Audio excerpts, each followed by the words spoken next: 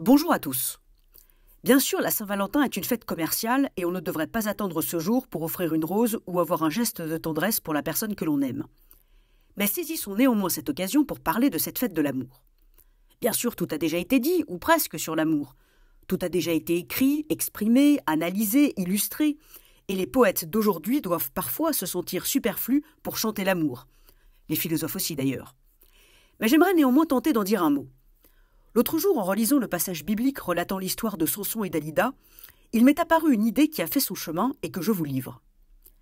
Rappelez-vous, Samson possédait une force extraordinaire, surhumaine, capable de lui faire déchirer un lion en deux.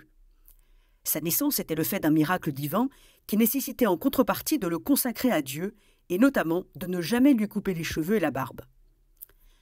Alors qu'il est tombé amoureux d'une femme nommée Dalila, qui habitait dans la vallée de Sorek, cette dernière lui demande de lui révéler d'où vient sa grande force et à quoi et avec quoi il faudrait le lier pour le maîtriser. Elle est en réalité corrompue par les princes des Philistins qui lui demandent ce service en échange d'une grosse somme d'argent. Samson, n'étant pas idiot, lui donne des réponses farfelues jusqu'à lui révéler la vérité, ce qui le conduira en prison. Mais revenons plus précisément sur cette révélation. Samson révèle à Dalila ce qui constitue sa force et ce qui constitue sa faiblesse, lui donnant alors un immense pouvoir sur lui. Lorsque nous partageons notre vie quotidienne avec un autre être, ce dernier sait beaucoup de nous. Nous n'avons pas besoin de lui révéler quelle est notre plus grande force et quelle est notre plus grande faiblesse.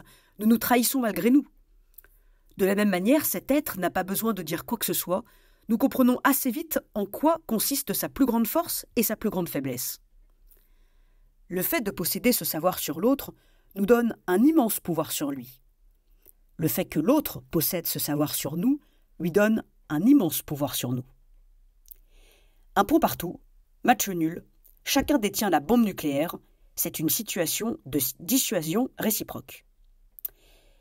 La seule question qui vaille en amour est donc la suivante. Que va-t-on faire de ce savoir sur l'autre ?